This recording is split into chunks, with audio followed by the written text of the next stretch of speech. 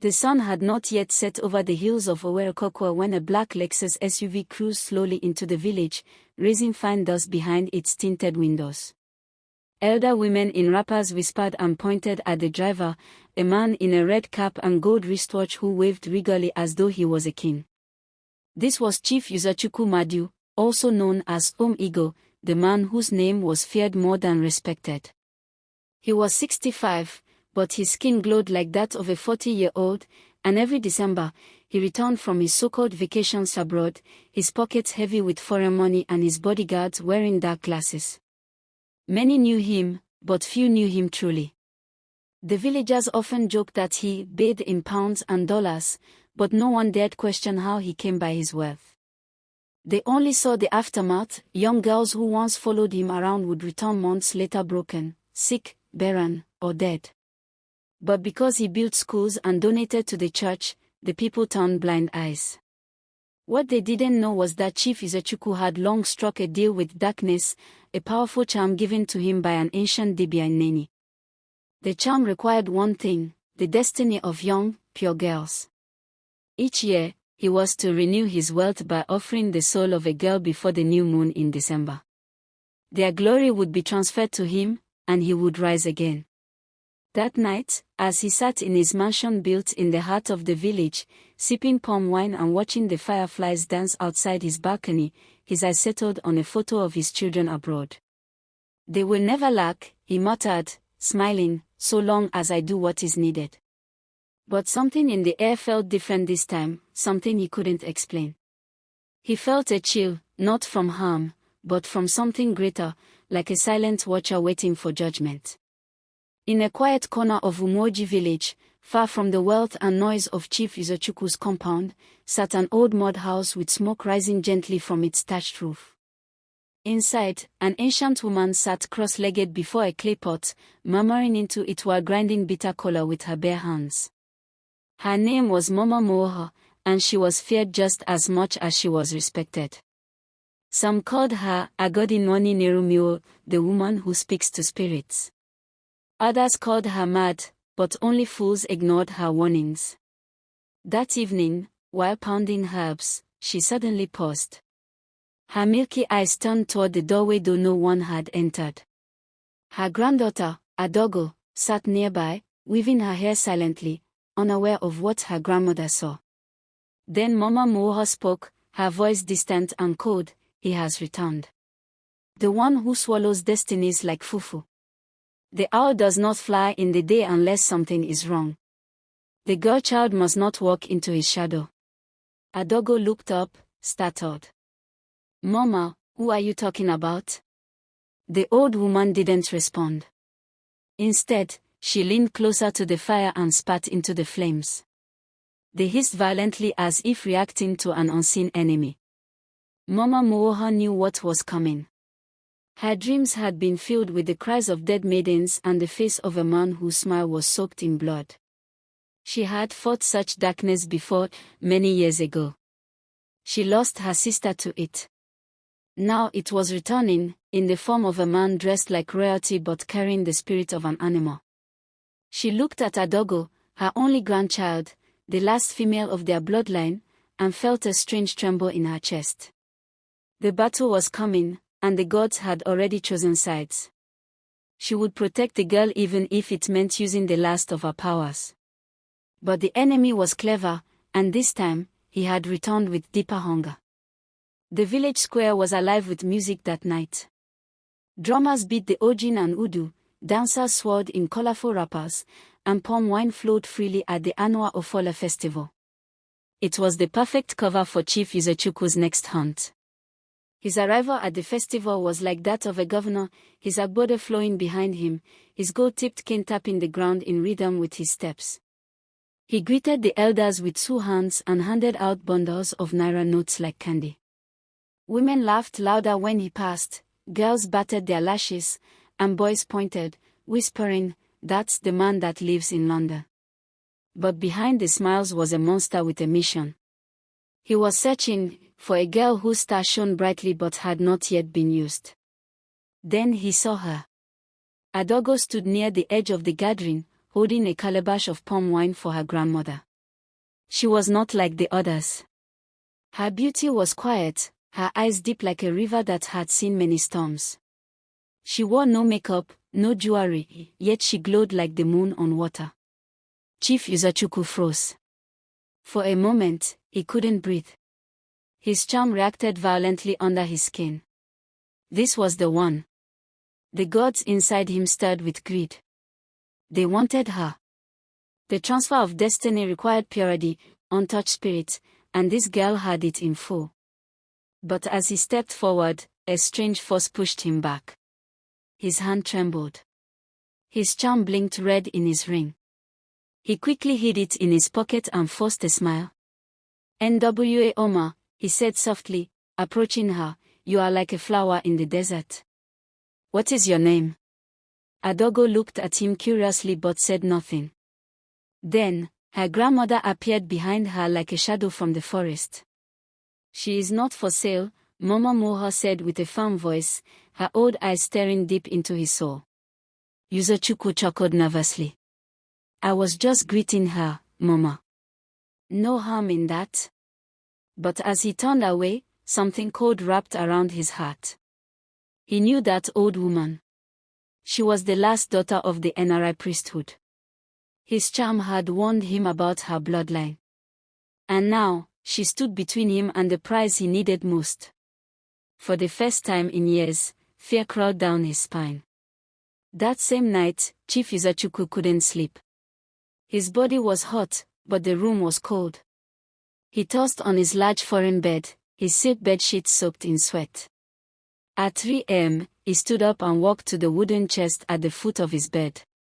He opened it slowly, revealing ancient items wrapped in red cloth, cowries, bones, black soap, a small calabash filled with blood from past rituals, and the sacred mirror given to him by the Dibia in Neni.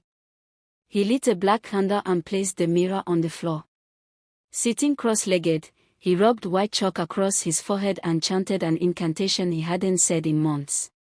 The mirror began to glow red. "Why did the charm reject her?" he asked, sweating. "Why was I pushed back?" The mirror cracked slightly, and then the voice came. Low, deep, ancient. "She is protected. Her bloodline is older than your charm. Her grandmother bears the spirit of the gatekeeper. She walks with those who cannot die." Uzachukwu's hands began to shake. "But I need her destiny. The others are fading. My accounts are draining. My enemies are mocking me. The charm must be renewed before the new moon." The voice growled in warning. "Then you must break the protection first. Distract the girl. Separate her from the old woman. The gate must be opened before the sacrifice is taken." Uzachukwu stood up, wiping the sweat from his brow. He walked to the window and stared into the darkness beyond the trees. He had never failed a ritual before. Every December, he took what he needed, a girl from the village, usually naive, hungry, or desperate for help. This one was different. She wasn't even attracted to wealth. Her aura carried something strange, almost holy. And that grandmother, he remembered her now. The stories his Dibia told him years ago. The priestess who stopped the harvesting of twins in Ojidai, who buried her own daughter to seal a covenant with the gods. It made sense now. But time was not on his side. His money had started vanishing mysteriously from his foreign accounts. His foreign stocks were crumbling. His last charm had warned him that he had until the night of the blood moon, just 2 weeks away, or else his body would begin to decay, starting from his right hand. He clenched his fist. His right hand already tingled. He had to act fast. He had to separate the girl from the woman. He had to break the bond. The next morning brought a calmness that felt strange, like the silence that comes before a storm. Birds sang, market women shouted prices from roadside stalls, and the village children ran around chasing tires with sticks. Life continued as usual, but for Adogo, something in her spirit felt unsettled. Her grandmother had been quiet since the festival. She didn't cook, didn't speak, and instead sat under the big udala tree behind the house, drawing strange symbols into the earth with a broomstick. Adogo watched her, unsure whether to be concerned or afraid. She remembered how the old woman appeared from nowhere the night before when that man in Agbode came to speak to her. Something about that man disturbed her deeply. He looked charming, yes. Powerful, yes. But beneath his warm smile, Adogo had sensed a shadow, a darkness, something that whispered danger. While she was still thinking, a loud knock came at the door. Adogo peeped through the window and froze. It was Chief Uzechukwu.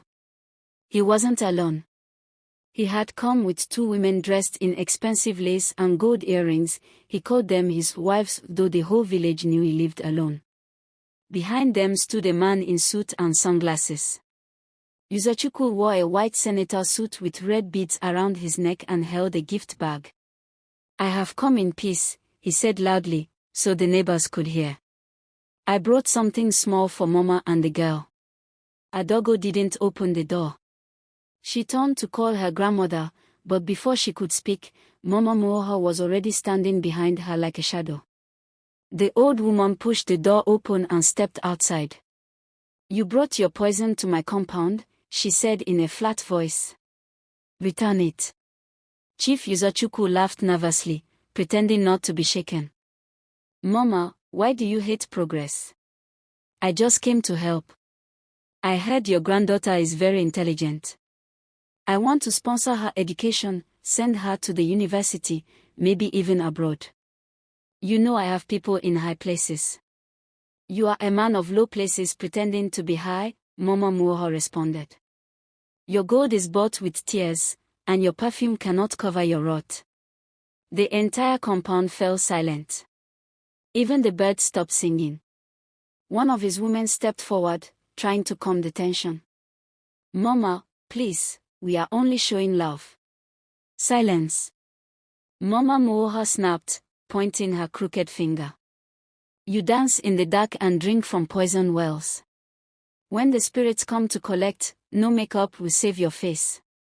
Chief Uzachukwu's smile slowly disappeared. His charm began to heat up in his pocket, warning him of spiritual danger. He bowed slightly and turned to leave. But as he stepped out of the compound, Mama Muoha said one last thing that made his feet freeze. "Your right hand is already dying, Uzechukwu. It will not see the next new moon unless you confess." He didn't turn back. He couldn't. His right hand had started to itch violently under his expensive watch. That night, Chief Uzechukwu locked all the doors of his mansion. He sat alone in the center of his massive living room, surrounded by charms, candles, and strange drawings on the floor written in blood mixed with palm oil. His wives had left earlier in fear. They said his eyes were changing. His skin was itching. And his right hand, it had started to peel. Not like a skin disease, but like the slow shedding of something that had overstayed its welcome. He tried to chant the incantations the Dibia gave him, but the words were broken. His tongue twisted, his throat dried, and when he called the spirits that normally appeared, none came. Something was blocking the connection. He looked at the mirror again. This time, the surface was black, no reflection, no spirit, just darkness. Panic gripped his heart. The charm had never failed him before. His phone rang suddenly, making him jump. It was his eldest daughter, Amara, calling from the UK. Her voice was trembling. "Papa. Papa, something is wrong. Since yesterday, strange birds have been flying around my house. Black birds. They don't leave. And my son, Chibuzo, he collapsed today. The doctors can't explain what's wrong." Chief Uzachukwu's throat tightened. His sins were crossing borders. He muttered quickly, "Don't worry, my daughter. I will handle it." But even as he spoke, he knew what was happening. The power that once shielded him was now cracking. His evil was no longer contained. It had started spilling into places it shouldn't reach. For years, He thought he was protected because he didn't harm his own blood. But the charm never promised loyalty. It only promised wealth, for a price. And once the price stopped being paid, it collected what it could. He quickly turned to his shrine in the room, lit another candle, and began to call on the spirit of the charm. Take anyone else. I will find another girl. I will break the old woman's protection. Just leave my children out of this. But the flame blew out by itself. And then, from the darkest corner of the room, a shadow rose, tall, formless, and cold. It had no eyes, but he knew it was watching him. Then it spoke, not in words, but straight into his mind. You broke the law. The girl is chosen. Her soul cannot be taken. Her blood carries judgment. The circle is closing. Prepare for exposure. He screamed. He picked up his cane and smashed the mirror. Pieces flew everywhere, one slicing his cheek. Blood dripped to the floor. He fell to his knees. And for the first time in decades, Chief Uzechukwu wept. He knew now, the spirits were no longer serving him. They were waiting to devour him. The next morning, Adogo woke up drenched in sweat. Her sleep had been filled with strange dreams, visions of old trees bleeding, mirrors shattering in the sky, and a man with no eyes crawling toward her with chains in his hands. She couldn't breathe. Her body felt like it had been fighting in the spirit. She rose slowly, wiping her face with the hem of her wrapper. The entire house was quiet, but her grandmother was nowhere to be found. On the kitchen floor was a large white chalk circle with 3 fresh kola nuts in the center, one of them cracked open. A sign. Mama Moha had gone into the forest. She always did this when danger was near. Adogo stepped outside into the morning sun, but even the birds didn't sing that day. She walked slowly toward the stream to fetch water, hoping to clear her head. But as she approached the water's edge, she stopped. In the reflection of the stream, she saw herself, then behind her, the image of the man from her dream. She turned quickly, but there was no one. When she looked back into the water again, her reflection was no longer her own. She saw herself dressed in white, glowing, seated on a stool in the center of a massive circle of women with shaved heads, singing in a language she didn't understand. The vision shifted again, now showing Chief Uzechukwu lying on the floor, surrounded by fire, his right hand burning to ashes.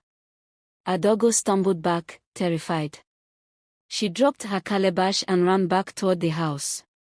When she reached the compound, Mama Moho was already waiting at the gate, her face calm but her eyes fierce. You have seen it, she said simply.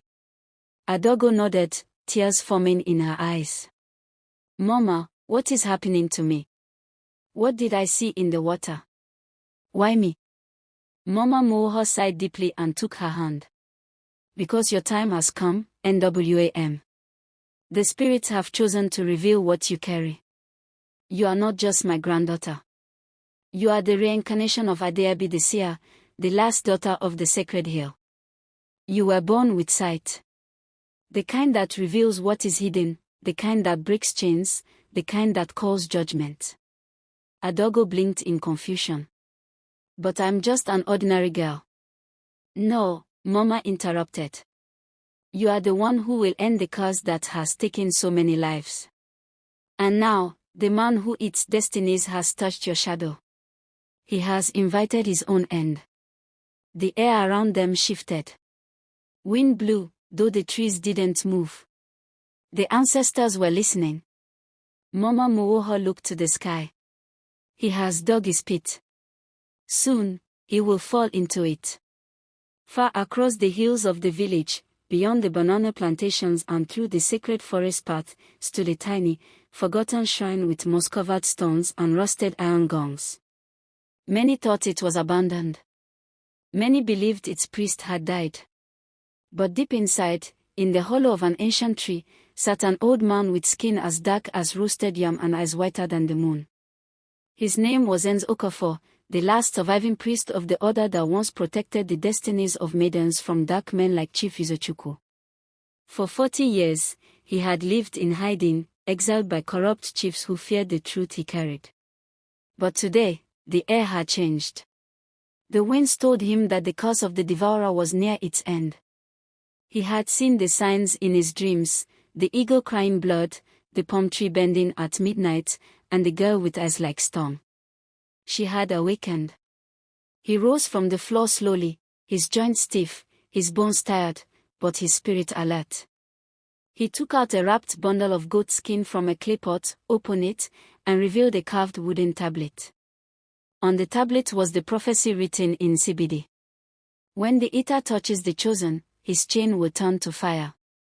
The seer will rise from silence, and justice shall walk barefoot. He had memorized those words years ago but never believed he would live to see their fulfillment. He poured libation on the ground, calling the names of the ancestors. Umu Ens, Umu Aya, Umu Ndaiki, arise. The time of reckoning has come. The daughter of Adeabi is awake. The one who eats stars must be buried by the very stars he stole. Then he reached for a bell, one carved with the face of a crying child. He hadn't rung it in decades. It was the bell that summoned lost destinies. As he rang it 3 times, the ground trembled faintly. From far and near, the souls of girls whose destinies had been stolen began to stir in the spirit realm. They had waited long enough. At that exact moment, in Chief Uzochukwu's mansion, all the lights went off. His generator refused to start. The air grew heavy. And from the mirror in his bathroom, he saw the face of a girl he took 6 years ago, Irena, the choir member from Soccer who died without warning after he helped her. Her spirit was weeping. Then another face appeared. And another. And another. The dead were beginning to gather. He fell to the floor, clutching his chest. His charm ring began to burn his finger. He yanked it off, but it was too late. The ring screamed. Not out loud. But inside his soul. For 3 nights, Adogo did not sleep. Not because she wasn't tired, but because each time her eyelids closed, the spirit world opened its gates to her. Faces of crying girls appeared. Voices of the past whispered her name. Sometimes she saw herself walking barefoot on a burning path, surrounded by shadows. Other times, she stood in front of a massive tree whose roots bled blood, while a voice called her, Daughter of Thunder. On the 3rd night, Mama Moha came into her room holding a wooden bowl filled with palm fronds, cowries, and 3 burning charcoal pieces. It is time, she said. Time for what, Mama? Adogo asked, her voice shaking. To know who you are. They walked deep into the forest, through a narrow path lined with whispering trees. The night was thick, but the stars above burned bright like eyes watching the world. They reached an old clearing surrounded by 12 stones. In the center was a shallow pit filled with rainwater. Mama Moha pointed to it. Kneel. Adogo obeyed. Now look into the water and speak your name 3 times. She hesitated, then said softly, Adogo. Adogo. Ada. Before she could finish, the water in the pit began to swirl. Then it turned golden. Suddenly, a strong wind swept through the clearing, though no leaves moved. The charcoal in Mama's bowl sparked into blue flames. Then the voice came. Not from above. Not from the earth. But from inside her. I am Adeabi reborn. I am the thunder that cracks the chain. I am the eye that sees through the masquerade. I am the gate. Adogo gasped as power surged through her body. Her eyes rolled back, and she fell into a trance. In that moment, she saw a vision of her grandmother as a young priestess, fighting off a dark spirit in the form of a man. She saw the spirits of all the girls Chief Uzochukwu had consumed over the years, trapped in jars buried under a shrine. And then she saw him, kneeling naked in his mansion, scratching at his chest as his skin began to break open like dry clay. She woke up screaming. Mama Moho held her tightly. What you saw is real, she said calmly. Your soul has opened. You are now the key. Adogo shook, her whole body trembling. Mama. I don't want this. I didn't ask for this. Her grandmother gently lifted her chin. Neither did the girls he destroyed. But fate doesn't ask. It chooses. And it has chosen you. Lightning cracked in the sky, though the night was dry and cloudless. A sign. The spirits had accepted her. Adogo had now crossed the line between girl and seer. Between victim and avenger. At exactly midnight, Chief Yuzachuku ran through his mansion barefoot, shouting for help. But no one came. His guards had all disappeared. His cook had packed and left 2 days ago. Even his so-called wives no longer answered his calls. He was alone. And the spirits knew it. He ran to his private altar and poured libation, screaming into the darkness. "O genie! What is this? Where are my protectors?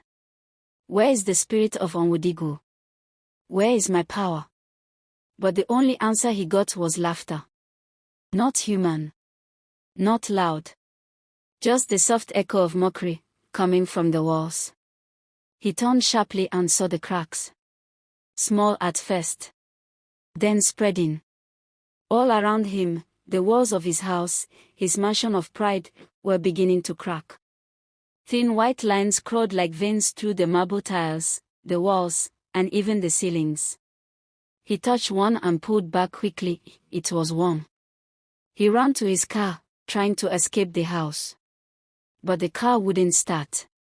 His right hand, now half black and smelling of decay, refused to grip the key. He cried out, "I need a new girl. I can still offer. Let me offer one more, I beg you." But this time, even the demons that used to answer him went silent. He stumbled back inside and picked up his gold-plated phone. With shaking hands, he dialed a strange number, the Dibia's private line. It rang once. Then a voice answered, but not the one he expected. "Chief Yuzachuku," it said. "Come. Clear. Female. Who is this? Where is the Dibia?" The voice chuckled softly. "The one you seek has been silenced. He now eats dust with those he sent below." "What? What are you saying? Who are you?" "I am the voice of those you buried. I am the breath of the stolen. I am the cry in the wombs you emptied. Your time has reached its neck." He dropped the phone. It melted in his hand. Then all the lights in the house exploded one by one. Glass flew like rain. Mirrors shattered. The air grew heavy with the smell of firewood and blood. On the wall, written in what looked like ashes, were 4 words. "Your walls are falling." Meanwhile, in Mama Moha's compound, Adogo sat with her eyes closed. Her hands rested on her knees. Around her were 12 white candles in a circle. Her skin glowed faintly. Her breath was deep and steady. And her voice spoke in the ancient tongue of the hill priestesses. She wasn't just seeing visions anymore. She was sending them. For the first time since Chief Yuzachuku began his dark trade, the power of a true seer had risen against him. The haunted had turned the mirror. The devourer was now devoured by fear. Back in the sacred shrine deep in the forest, Enz Okafor sat before the ancient mirror known only to the priesthood as Onyundu, the eye of the living. Few had ever gazed into it and survived. It did not show the future. It did not show the past. It revealed truth, the raw, burning, unfiltered truth of a man's soul. The mirror had not been used in over 50 years, since the last devourer was judged. But tonight, the mirror awoke. Its surface began to tremble like disturbed water. Enz Okafor opened his frail eyes and began to chant. As he waved white feathers over the sacred tablet, a face began to appear. Chief Yuzachuku. But not the smiling, flamboyant man the village knew. No, this image was twisted. His skin was peeling, his once perfect beard was graying into ash. His right hand looked like rotten yam. His mouth moved, crying something unheard, and behind him stood the souls of the girls he stole from, each one holding a broken piece of their stolen destinies. Some were children. Some were pregnant. Some were just shadows. Ends Okafor wept. The priest, hardened by years of ritual, wept. Because the pain of the girls was too loud. He rose slowly, walked to the shrine's carved drum, and struck it 3 times. The echo went far. Through hills. Through trees. Through time. In Mama Mooha's compound, Adogo heard the sound and opened her eyes. "What was that?" she whispered. Mama Mooha stood still, face lifted. "That was the drum of remembrance. The priest has seen. The council of the unborn has called a trial." "A trial?" Adogo asked, her voice trembling. "Yes. Not in the village court. Not by the elders of men. But in the circle where blood speaks. The place where secrets confess themselves." Adogo felt her heart beat louder. "Will I be there?" Mama Mooha nodded slowly. "You are the witness. Without your voice, the mirror will not weep. And if the mirror does not weep, the chains cannot be broken." That night, the skies over Umoji changed color. The stars flickered red. The moon dimmed. And in Chief Uzochukwu's dreams, he found himself standing naked in the center of a wide courtroom without a roof. 12 thrones surrounded him, each holding a faceless figure made of light and wind. Then he heard the voice of a child he buried 6 years ago. "Tell them what you did." He tried to run, but there was no ground. Only his guilt. Only the mirror.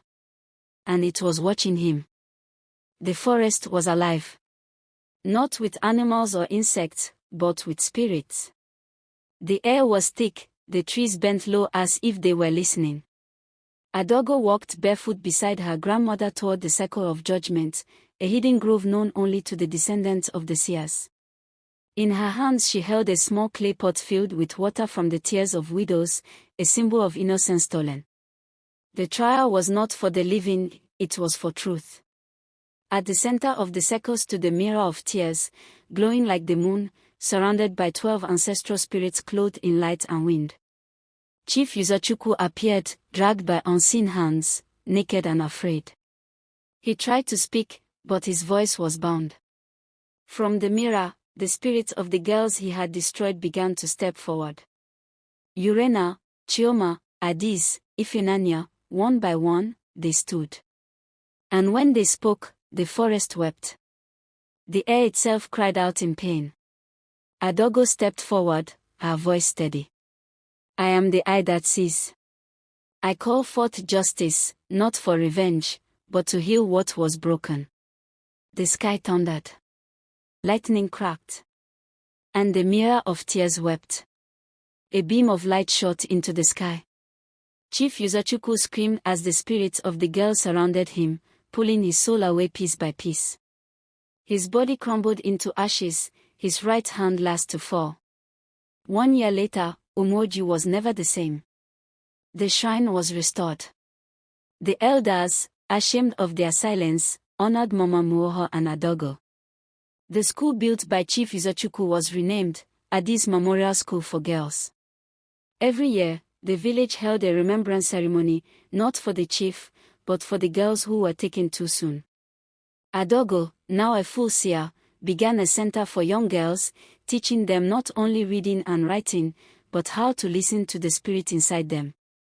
She married a humble teacher who loved her deeply, and together they raised a generation of daughters who would never be silenced again. As for Chief Uzochukwu, his ashes were never buried. The wind scattered him across the land as a warning. His wealth gone. His family silent. His name a curse in the village. And every time it rained, the people said it was the girls dancing. The end. Please do well to subscribe, like and comment the lesson you have learnt in this story.